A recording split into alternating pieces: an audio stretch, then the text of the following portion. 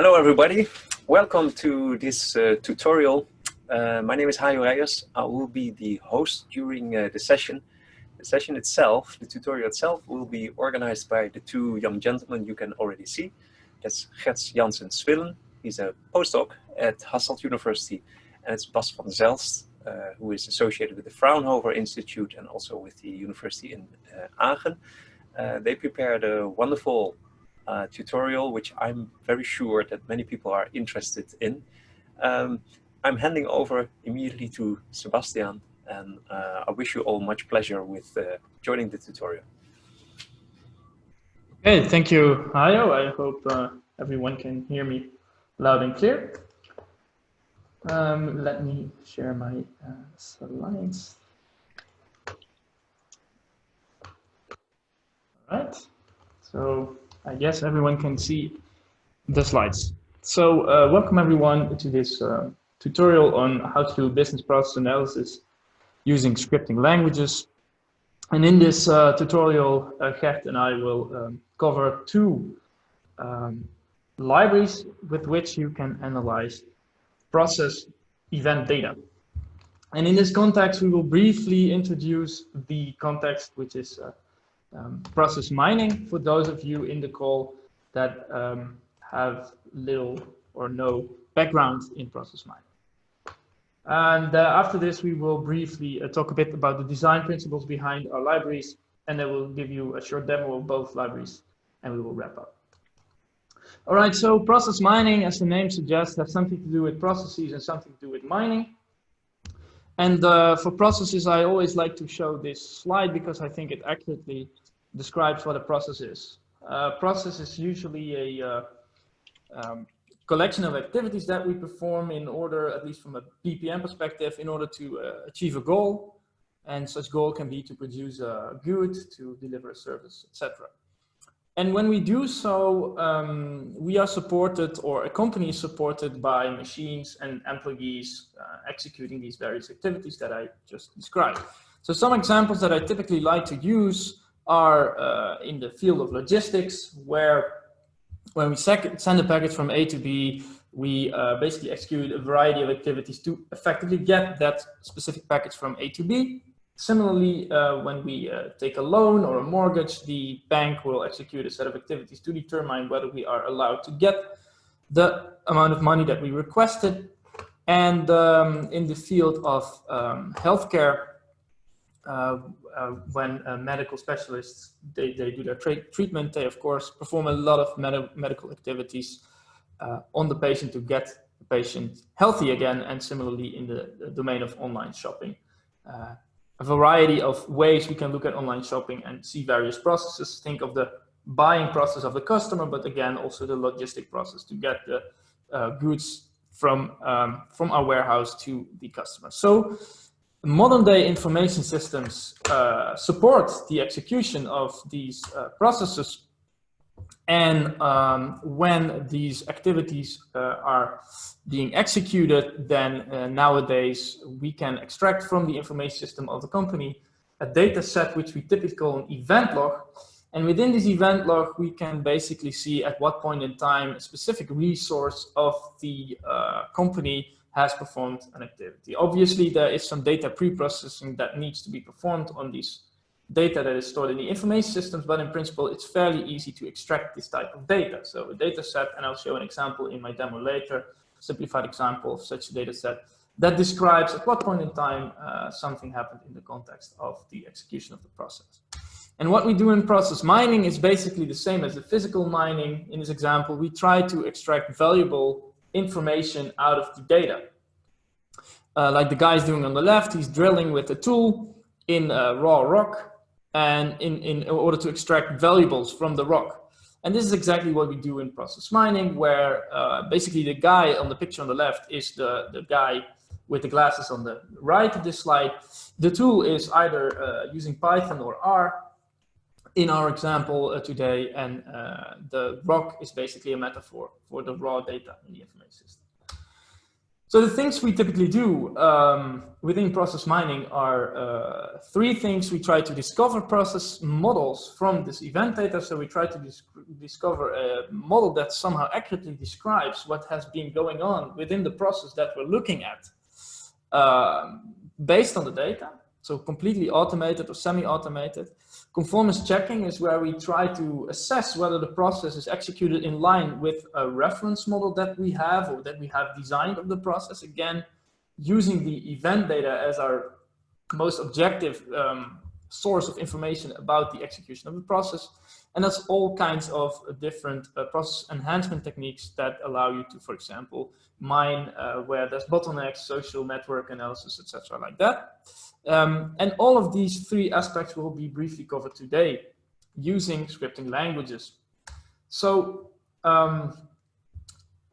in general, there's a lot of software solutions in the whole process mining space.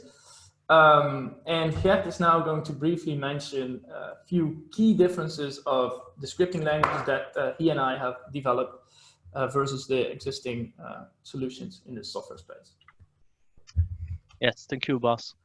So in which extent, to which extent is script-based process analysis different from the existing tools? There are actually 4 important principles or guidelines that we want to achieve, which are reproducibility, connectivity, flexibility, and extensibility. So what do those 4 mean? Reproducibility means that it's very easy to repeat your analysis after a certain time or to do repeated experiments, which you cannot do in many tools that offer a graphical user interface. On the same hand, you can use notebooks like Jupyter or Markdown to easily save your analysis and to change things or to change the steps or to add steps in your analysis. That's about the reproducibility of your results.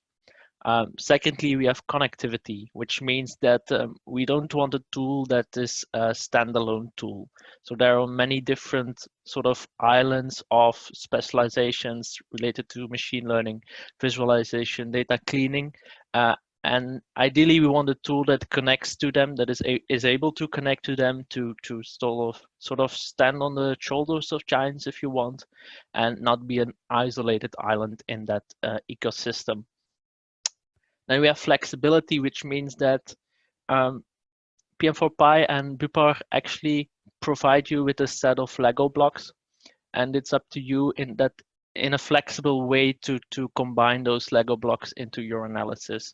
So you're very flexible. You have a lot of let's say room for choice, for customization into building your workflow, building your analysis, whether it's a small analysis you want to do, or something very complex with a lot of exotic or additional tools and a lot of let's say different techniques that you want to combine. That's flexibility. And related to that is also extensibility, which means that it's easy to add, let's say, new Lego blocks to it. Because both Bupar and PM4Py are open source, they are provided, or they can be, the source code is provided on GitHub, so it's easy to extend it with new functionalities, which are actually new Lego blocks that can enable you to do even more useful things. So that in a nutshell is a description of the 4, let's say, principles or the 4 main advantages of script-based process analysis, reproducibility, connectivity, flexibility, and extensibility. Of course, what we're not implying is that all the other tools which you've seen on the slide are bad at all 4 of these, but these 4 and they really work together well for specific types of analysis, for a specific also background of the analyst. If he is comfortable with writing script and so on, he can do it very reproducible. If he knows a lot of other tools, he can connect to them. So that's sort of the strength of script-based process analysis. That's for the introduction of our tutorial. Now we will go to the demo part where we will start with PM4Py and then we will go to BluePar, where we will show not all what the tools can do, but some use cases like importing and exporting event data, process models, process discovery, visualizing event data, conformance checking, both model-based and rule-based. So here I'll give the floor back to Bas for the demo of PM4Py. Yeah, thank you, Gert. So as said, we will first focus on PM4Py, and then we will go to BluePar, and finally summarizing some of the, let's say, the key functionalities of both libraries in a different perspective. What I'll show you today in PM4Py is the following things. First of all, these are a few features that are there. I'm not going to list all of them. They're all documented on the website these days. So what I'll be showing you is how to import, export event data, and I'll primarily show you how to import a CSV data file, because usually when you extract the data from an information system, it's likely that you obtain a sort of a tabular format, which is then usually stored as a comma-separated value file. And I'll show you how to export that as a .xes file, which is the commonly used standard within the field of process mining to describe event data in XML-based form. Then I'll show you how to apply discovery using the alpha miner and the inductive miner, and I'll show conformance checking. Then finally, if time permits, I will show you a brief demo of the process mining toolkit, which is a front end that we built on top of it, that on top of PM4Py. Sadly, it's not open source yet, but it shows this extensibility and the fact that yeah, you're only limited by your own imagination with these type of tools. All right, so to do this, I'm going to now stop sharing the slides, and I'm going to share a different screen that I have. So for those people that love Linux, they're in for a treat. All right. So I guess everyone can now see my Linux terminal.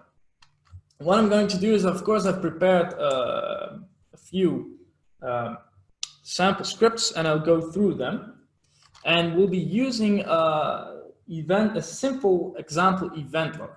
So I have in my folder here, I have a file that is called runningexample.csv, and I'm now going to show you how that looks from the inside.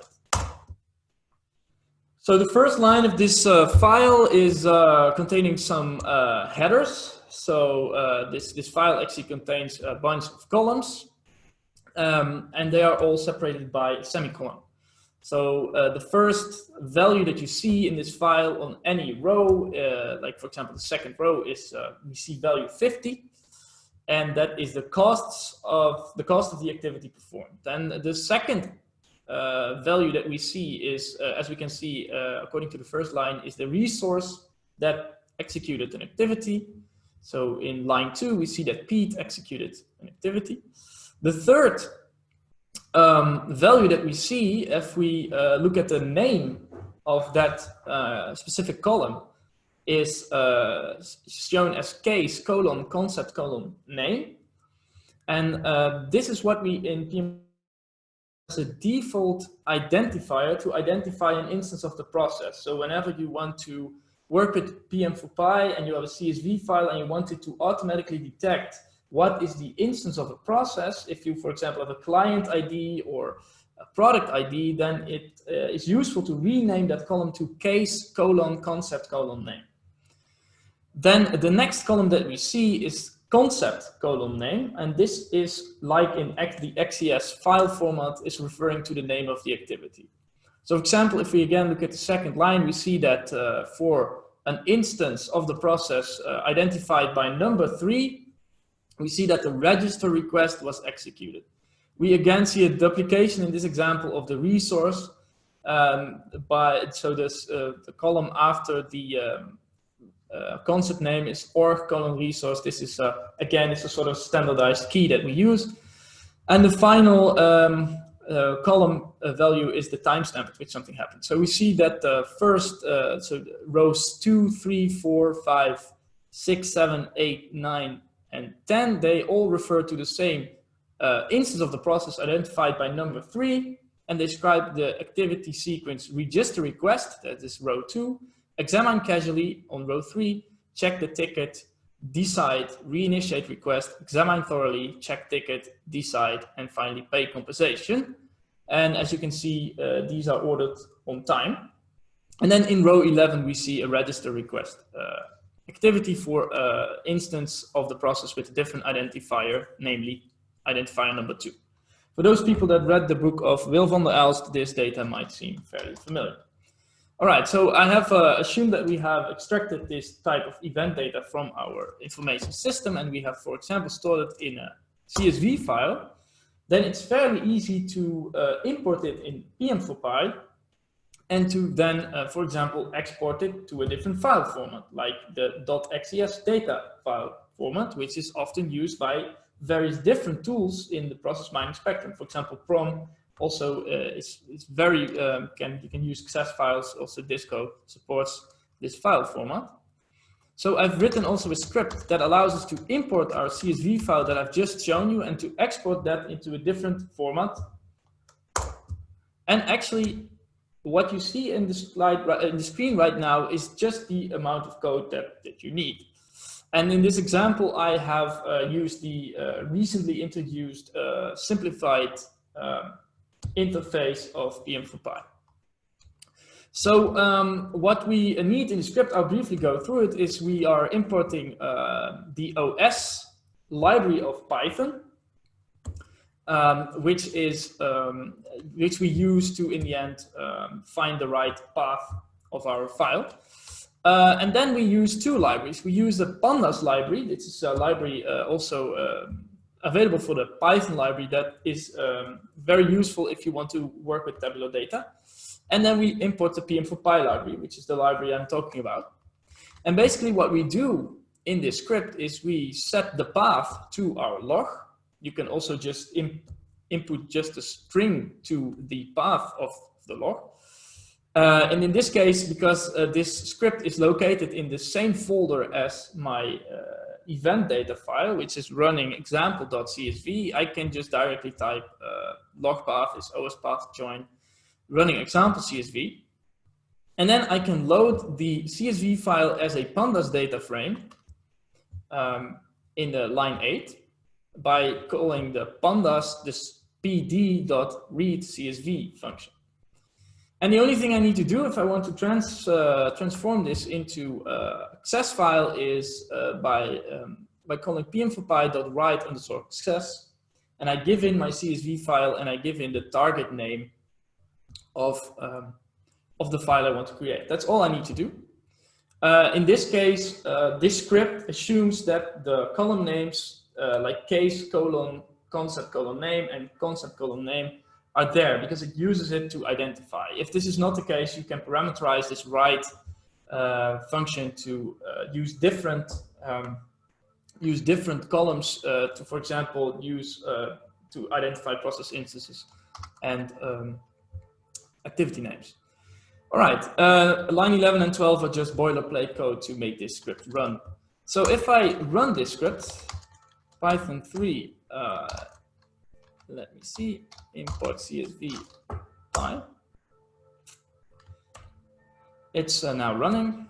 And now what should have happened is I run the file, I've run the Python script, it has imported the CSV file using the pandas library, and now it should be exporting in my folder. That should be a running example XES file. So I'm now listing all the files in my folder. And as we can see, there is a running -example.xes file. So if I quickly look at the file, we see indeed there's now the same event data is stored in a different file format. Both CSVs and XES are heavily used within various process mining tools, both academically and commercially. But here again, we see, just to briefly show that there's a trace of process behavior with the concept name. So the identifier is value 3. That was what I've been showing you before. And we see here that it has created event objects for each row that we saw in the CSV file. For the sake of time, I will not go into details for XES. Now I'm going to show you how to discover a process model from this data.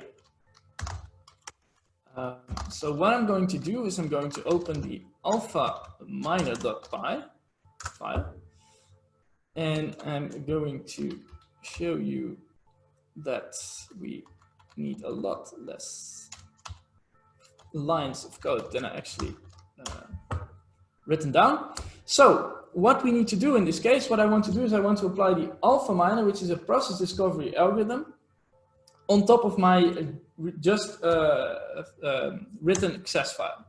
So what we just need to do is we again import, we can optionally import the OS library, which, but I'm actually not using it in the script, but we import PM4Py. And what we do is we say, okay, the log is stored in this running example access. So we're calling PM4Py.read underscore access to read the access file. Then we, on line 7, say PM4Py.discover underscore patty underscore net underscore alpha underscore plus. And we're using constantly this naming convention in our simplified interface. So if you want to discover a patty net, you type discover underscore patty underscore net, and then underscore the algorithm that you want to apply.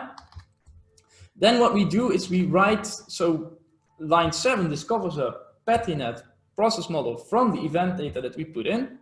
In line 8 and 9, we write the PattyNet both as a PNML file, which is really a file that describes the PattyNet object. That's what we do in line 8. And in line 9, we save the visualization of the PattyNet file as a PNG file. So basically, if you want to discover a process model from an event log, and you want to save it as both an object file, PNML file, markup language for PattyNet, and a visual file, PNG, this is all you need, 4 lines of code. Now, I've been editing this script during the demo, so it's always a question if that was a smart move. So I'm going to run it now, Python 3 alpha-miner.py. Fingers crossed, it parsed the log. It didn't give any errors. That's usually a sign that it worked. So now in the same folder, I should have 2 new files.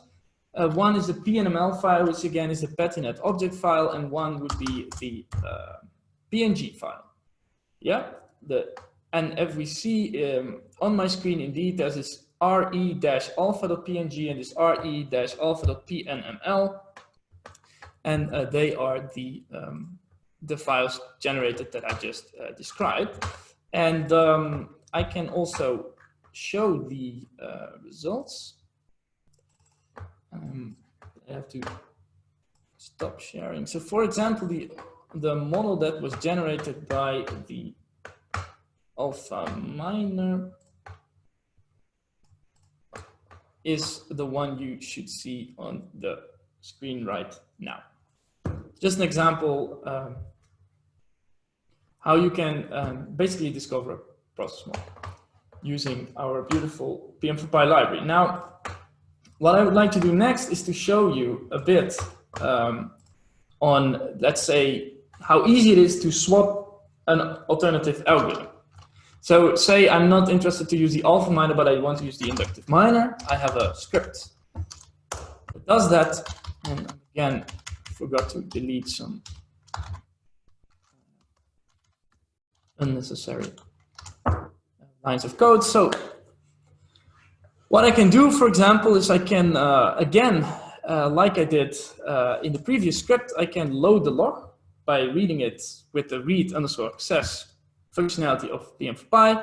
And then, as I indicated, if I want to use PM4Py to discover PattyNet with the inductive miner, I type PM4Py.discover PattyNet underscore inductive, what you see on line 5 of this script.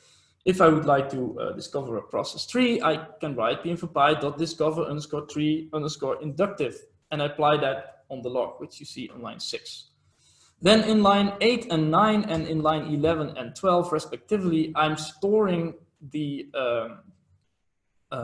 both the first of all the PattyNet and the process tree that I'm learning with the inductive miner as a PNML and a PTML file. These are again the object files of the process models that we have been learning, so that you can actually, for example, load it into Prom or Apromore or any other tool, and then directly work on top of the objects that you've discovered. And again, I'm also saving the visualizations. So if I run the script,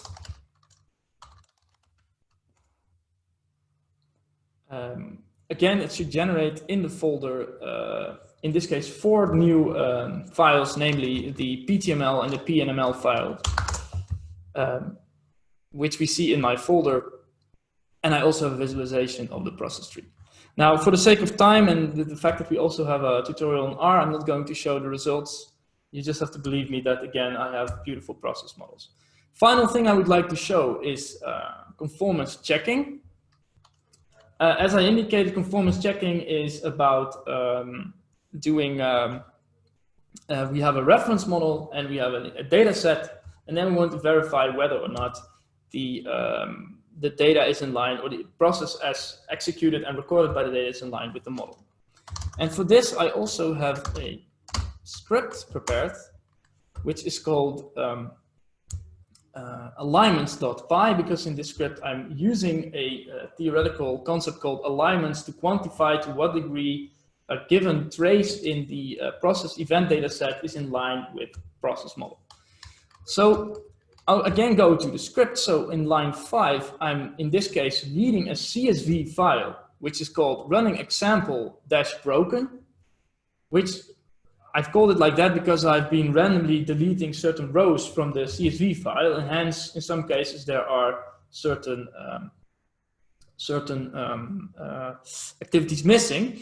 And in the line 6, I'm reading the Petrinet that I've just created with the inductive miner, which I've been calling RE, which stands for running example-inductive.pnml. And what I'm doing then is the alignments in PM4Py for each trace in the event data set, an alignment will be calculated, which is basically an explanation of the observed behavior in terms of the given model. So I will compute the alignments of the broken event log with the model that I've just mined with the inductive miner on the complete proper event log, and I'm going to print every alignment object in my terminal. And when I press enter, what we will see is the next alignment. That's basically what this script is doing. So again, I need fairly little to actually calculate alignments of a given process model and a data set, which I'm going to execute right now. And hopefully it doesn't break. Yeah, what we see here is we see an alignment of the alignment object generated by PM4Py, which is a dictionary, which is basically a key value map. And within the alignment dictionary, we see the alignment itself, which is a sequence of what is known as moves. For example, we see synchronization on a register request, then we see a skip, which is most likely is a invisible transition. And then we see that actually, according to the model, the examine casually should have been performed, which was not observed in the model. So probably I've deleted that specific event. What you can see is, in the end, this is of course a library that we really want also scientists to use and data scientists. So apart from the alignment itself, you see a bunch of additional variables, the costs of this alignment, queued states, visited states, etc., etc. So a number of performance indicators for the computation. And if I now press enter in,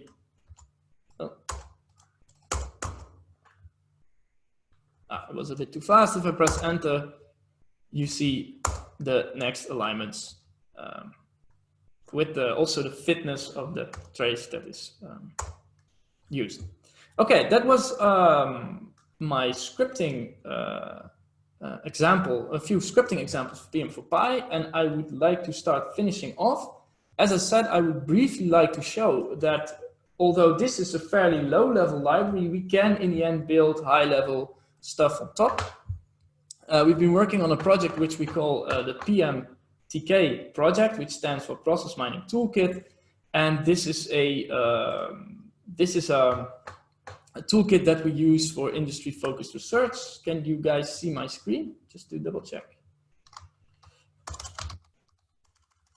Gert or Hayo, can you see my screen? Okay, so this is a web-based tool, meaning that on top of PM4Py, we have created a web services solution, and we have a front end that communicates with the web service. And what we do in, oops, and of course in the demo, I forgot my password. And everything you see here is using algorithmically PM4Py. So for example, here I can select, I'm not going to explain the UI, it's supposed to be intuitive, but I leave that up to the effective users. But here I have the road traffic fines management process, and I can look at statistics. I can explore the different variants of the log.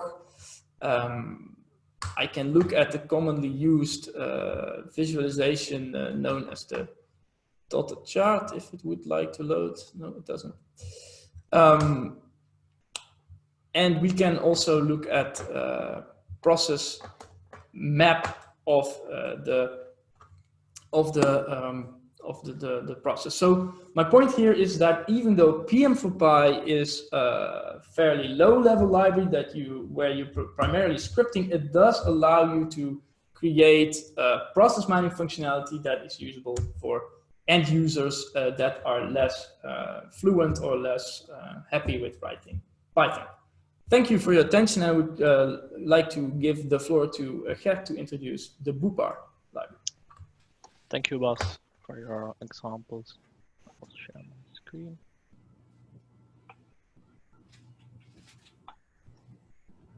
Okay, so let's now have a short look at Boopar.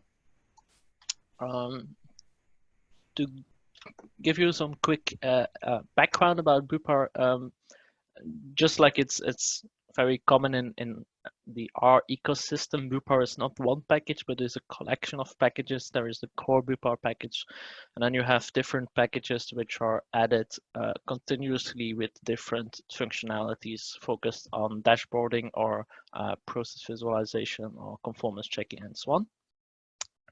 And for the next couple of minutes, I will have a look at a few examples related to importing, process and pre-processing event data, visualizing event data, and conformance checking, but this time we will do rule-based conformance checking. So in order to proceed, I will take you to my RStudio screen.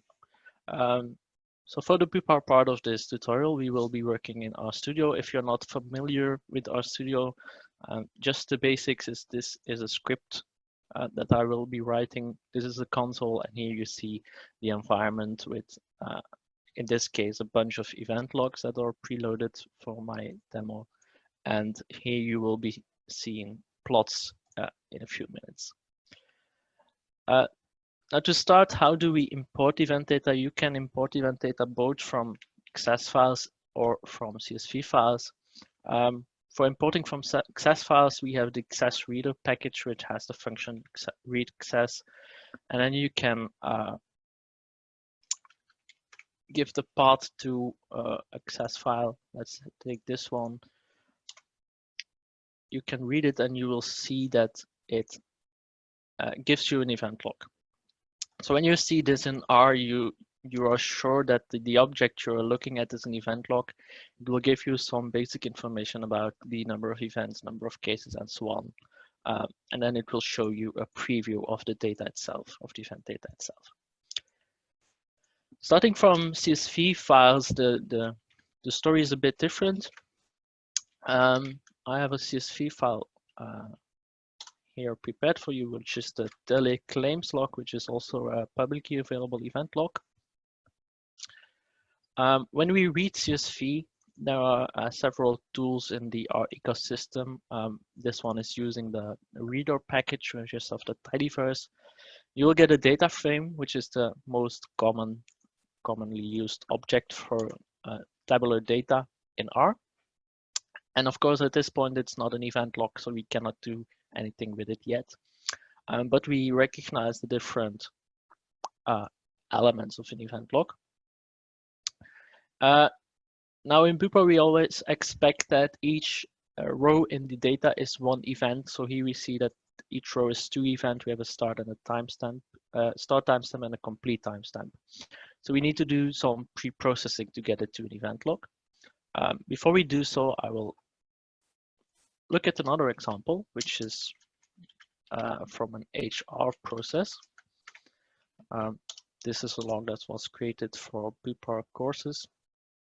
Here you can see we have a case ID, activity ID, resource, and we have one timestamp and a status which is start and complete, which you cannot see because the screen is not big enough, but here it is. So let's say we want to take this data and convert it to an object that is an event log. We do that using the event log function. Before I continue, this symbol is one you will see me using a lot. It's the piping symbol, and it mainly indicates I'm going to take this object, this data, and give it to the next function, which is equivalent to nesting all functions in one command, but it's more easier because you get a sort of nice workflow. Now, to convert the data set to an event log, we just need to indicate which is the case, which is the activity, and so on. So the case ID is the column with the name case ID. We have a resource ID, which is the column with the name resource. We have an activity ID, which is the column with the name activity, and so on. So we have the status is the lifecycle ID.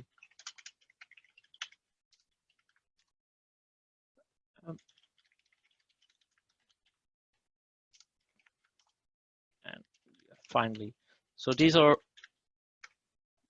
in the most, let's say the most complex case, we have 6 of these parameters that we need to configure, which is what is the case, the resource, the activity, the life cycle. We need a timestamp and an activity instance to correlate different events of the same activity instance. And then we get the same result as before if the CSV is loaded and converted. Actually, I'm going to make one addition here, is validate is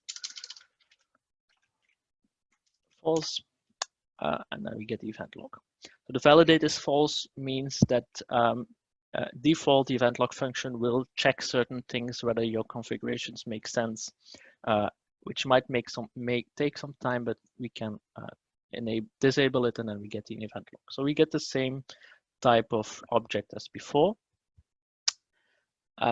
Now, in reality, this part might be a bit challenging, especially when you have data that is consisting of activity instances like the teleclaims log. To sort of mitigate that complexity, we have added a new functionality in BluePark recently, which is the build log. It's from the package log builder.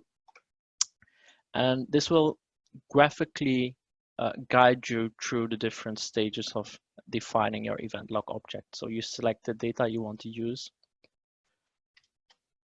And then it will ask you to indicate the easy things, which is case, activity, and resources.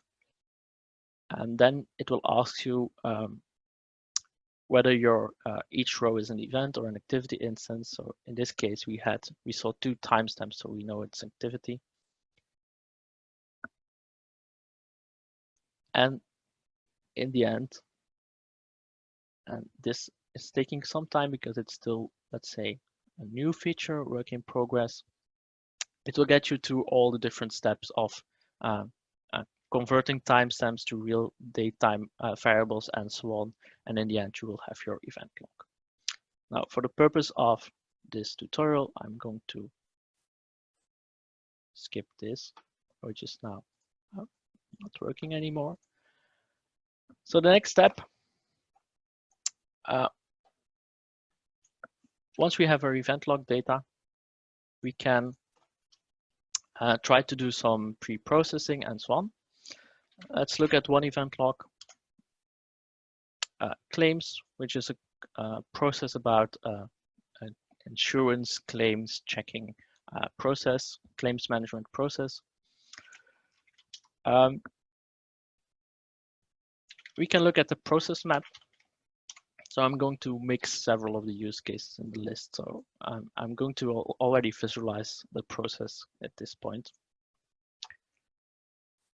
So what you see here is we have a process map with the different activities and so on, which we compute by this map. Now we can start to pre-process the data. For instance, we have different activities here, which is actually a sub-process. So we say, okay, well, we want to zoom out. We have this, let's say this sub-process to check the claim, which consists of the activities franchise, the activities covered, and the activities check contract.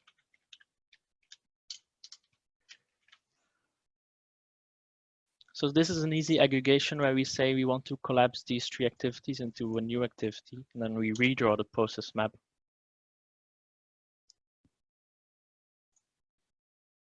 Then you will see that instead of these three intermingled activities, we will get one activity. Okay, I mistyped check contract, so we will get still two. But this is an example of an aggregation step. Other pre-processing steps in BluePar is there are different filters to filter activities based on their frequency, filter cases that have an activity present in them, filter on precedence, rules, resources, filter specific traces with frequencies higher than a specific amount or the very common traces, filter to a specific, trim to a specific set of activities or a specific time interval. So these are all examples of how to pre-process your data.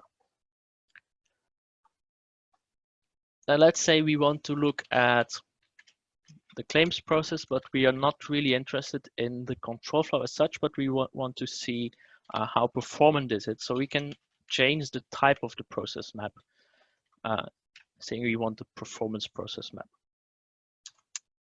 And this will give us not the familiar blue process map, but will give us a red process map, where the red colors, the dark red indicates activities that take some long time, and the flows are also a bit thicker if they take a long time. The default here is minutes, which is not very good for this process, but of course that's something you can easily configure in the performance function. Another way to visualize your process by a process map, and for this let's use a more simple event data just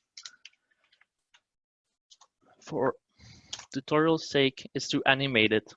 This is a feature developed by Felix Van Hart.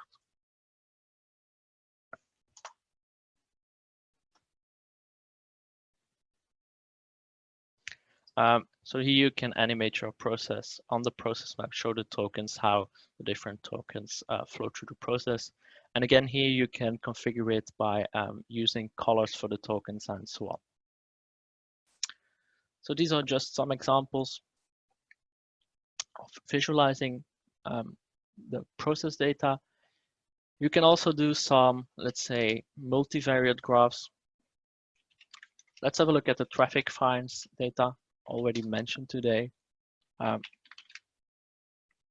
can compute throughput time of the traffic fines data, which will give us some basic information like in days, the mean throughput time, minimum, maximum, and so on. We can say we want to compute it at the level of the case. In that case, we have for each case the throughput time in days. Let's say we want it in weeks to have something more meaningful. So we now have a list of all the cases with their throughput time. Well, let's say we want to use that throughput time in our analysis. We can say, well, append this to our data set. So we now see we get our event log back instead of just the results. And we see that the throughput time is added as a new case attribute to the event log, which we can now use. For instance, we can mutate, which means we can adjust some columns in our data frame. We can add a new column, sort of throughput time, let's say performance type, which is we're going to divide our cases into 3 groups based on the throughput time for each case. So we have a performance type, which is going to be like low performance, medium performance, and high performance. And we can then group our event log. So we have mutate to change things to event log. We can group our event log to do different, do the same analysis for different groups.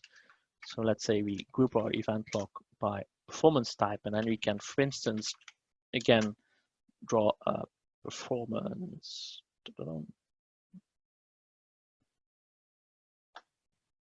Okay, so of course we need to say that we want 3 performance types. And if we have a little bit patience, we now get the process map, but not one process map, but we will be seeing a process map for different types of performance. So these are the cases which took the process less than 26 weeks. And then we have 26 to 86 weeks. And so this way we can compare different groups, in this case based on the performance, throughput time. Of course, you can use any other case attribute that you might have in your data to compare these things. You can do this with process maps, but you can also any other visualization that Bupa provides. And then final example, really quick, so that we still have some time left for discussion, is the conformance checking.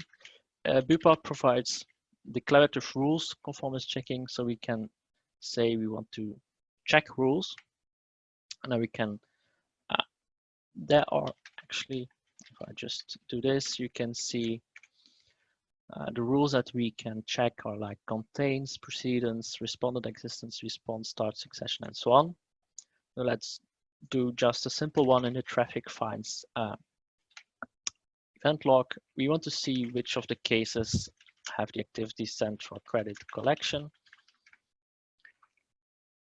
And then we're going to give this rule a name. Let's call it just credit collection CC. So what is this going to do is it will add a new variable CC to the event log, which indicate true or false whether the rule is violated or not. So just to show you, we can group our event data by this results variable, and then we can say just compute the number of cases for each group. So we see that we have true, so the sent for credit collection is contained in about 1/3 of the cases. So this is just a quick example how you can use rule-based conformance checking. With one rule, you can combine multiple rules, and then you can use those rules in your analysis, see what the impact is on throughput time, and so on.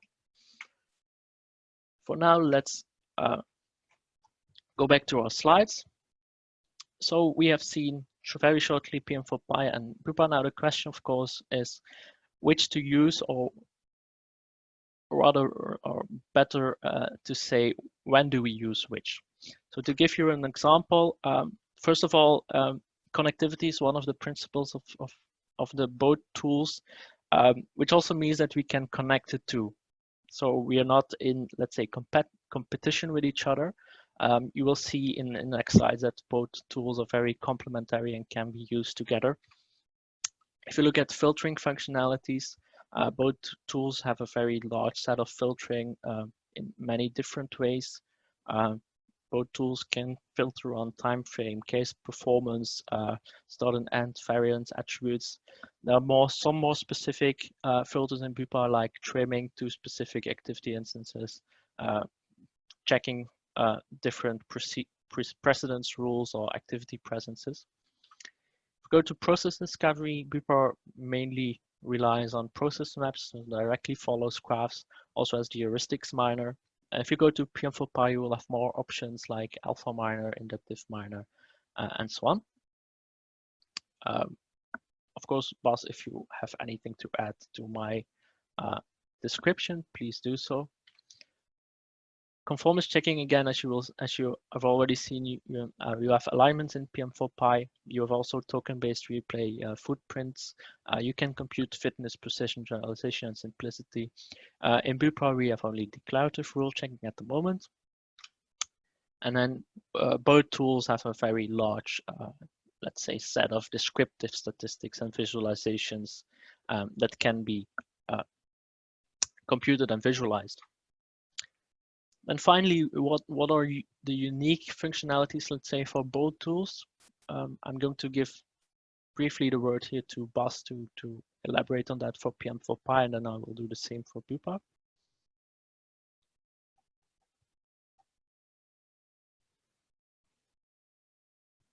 If Bas is... Oh, sorry, I was... Yeah, so in general, for PM4Py, there's heaps of features available outside what we have shown here, and we're constantly developing this actually. Okay. But in principle, I have nothing more to add to your comparison. Okay, then we have the same for BuPar, where there's some specific functionalities like the building assistance that we've seen, more generic data wrangling, quality assessment, dashboarding, which is of course also in PM4Py, but let's say in a different way. And of course, to end, you can also connect them. There is a package called PM4Py in R, which is a bridge developed by Felix Manhart that allows or enables you to also use PM4Py functionalities within R. So you can combine, for instance, if you have done some wrangling or pre-processing of the event data, you can then use the inductive discovery and conformance alignment evaluation metrics coming from PM4Py directly within R to combine the two in your workflow.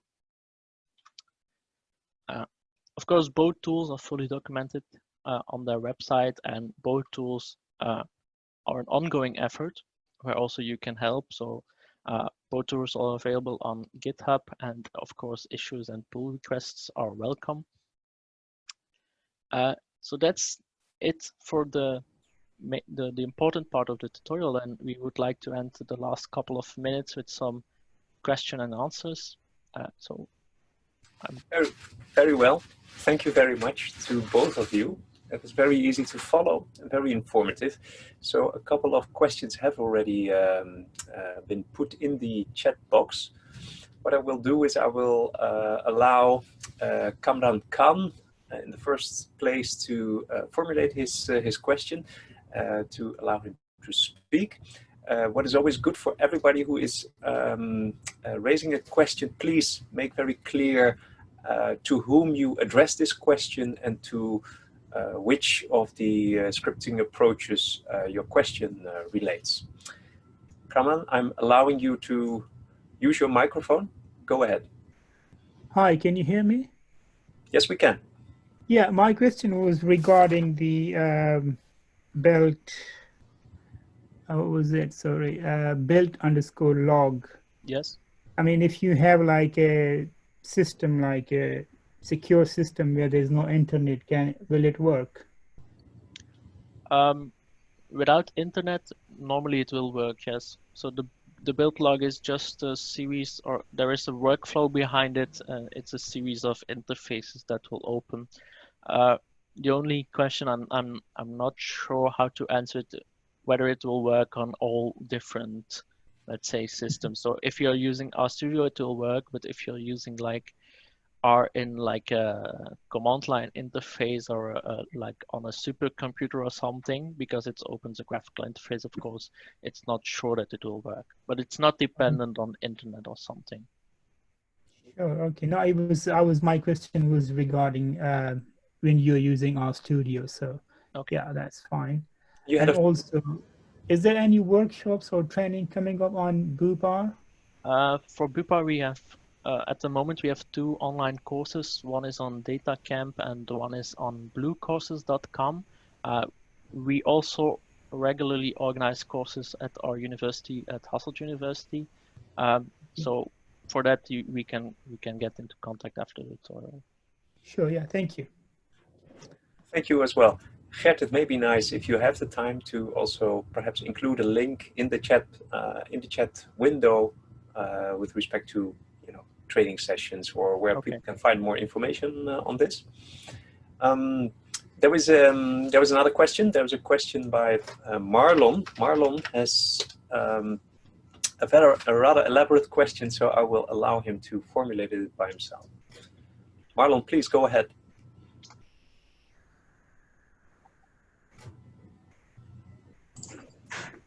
Hi, yes, so this is a question maybe to either or both of you. So in my experience in process mining projects in commercial practice, I kind of find that we use WOPR and PM4Pi, mainly WOPR for various reasons, in conjunction with a GUI-based process mining tool. In our case, that is a Promore, but you can replace a Promore with Prom, would be the same. And we use the scripting language in, among data engineers and data scientists, so that you get some extracts and you do initial checks, exploratory analysis, and then you pre-process your logs, and you set up a scripting to be extracting the logs regularly and pre-processing them. And then the business stakeholders then get these curated data sets and they start extracting insights from there.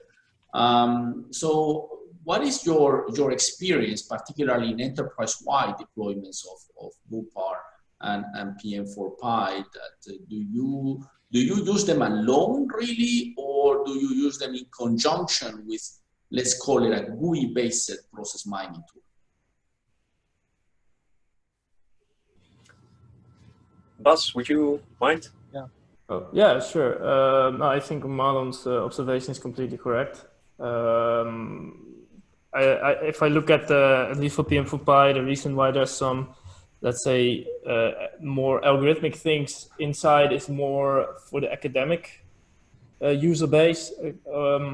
But definitely, we always use it in conjunction with either Prom, any other tool, depends a bit, of course, on the project. Also our own tool. But yeah, so I completely agree that the primary, let's say, the use is munging and crunching the data, looking at it from various perspectives.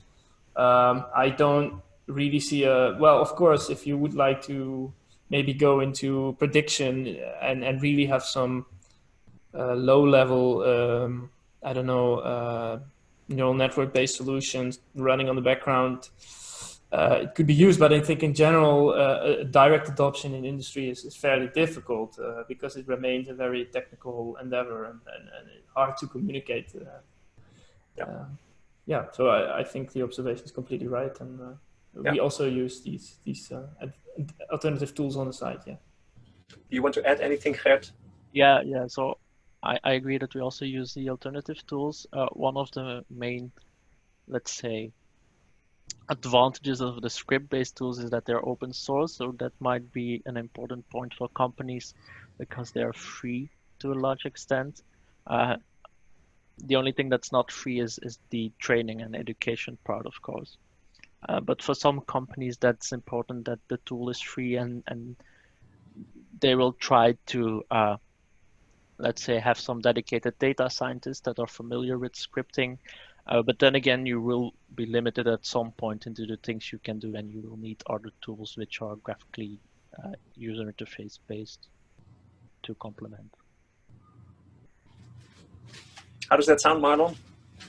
Yeah, sure. So it's like we are all coinciding in a way. So it's I think it will be kind of interesting maybe to document the complementarities between these tools and best practices to use them in conjunction in the context of enterprise-wide deployment. So that's, I guess, an open question for case study researchers to go and dig into. Yeah, I like it. Okay, thank you very much. There was another question by Jari Peperkorn. It's addressed to both of you. Jari, I will unmute you so you can formulate your question. Go ahead. Okay, thank you. Can you hear me? We can hear you, yes. Okay, so it's to both of you.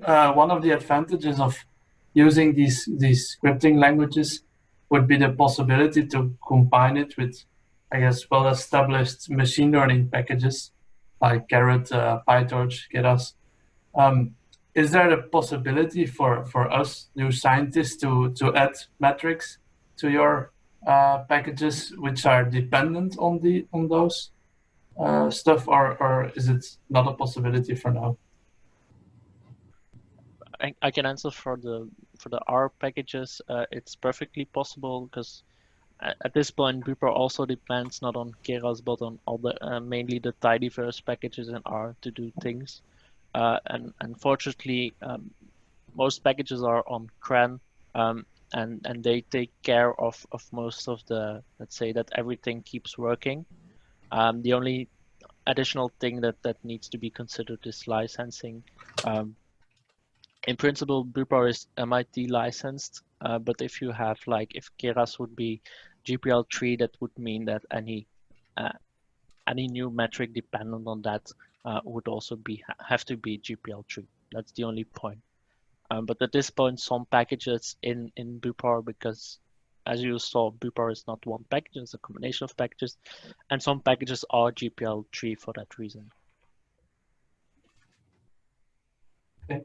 Yeah, so for PM4Py, so how it works is PM4Py has a private repository, and the public version of PM4Py is a clone of that repository. It's licensed GPL3. And anything that is proposed by the public will also be only in the public repository. So we will not pull that back to our private library, exactly for the licensing discussion. So for PM4Py, again, anything that's built on top is totally fine as long as it's not in conflict with the GPL3. Maybe in a later phase, we might change the GPL3 to a more, let's say, extendable, more relicensable license. But for now, it will remain in that format. And another point to mention relates to an earlier question, of course, for PM4Py, for those interested, there's also training possibilities available.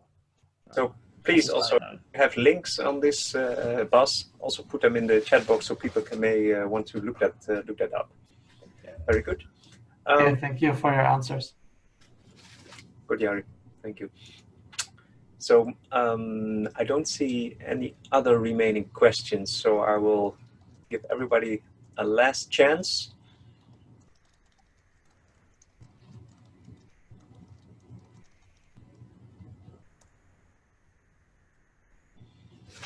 If there are no other questions, I'd like to thank first and foremost both speakers, Gert and Bas. That was very smooth, very nice, very interesting. I think it's always nice to talk about your children, right? So that must have been the way it felt. There was a large audience. I think many people like to hear more about this. I hope it encourages everybody to try this out in your own settings. Thanks for the people who raised questions. Thanks for all the interaction. I think it's about lunchtime. At least for Dutch people, it's already very late for lunchtime. For Spanish people, it's very early. But we will take a break anyway. And what I hope is that we will see each other during the afternoon in the new sessions. Thank you. Thank you. Thank you.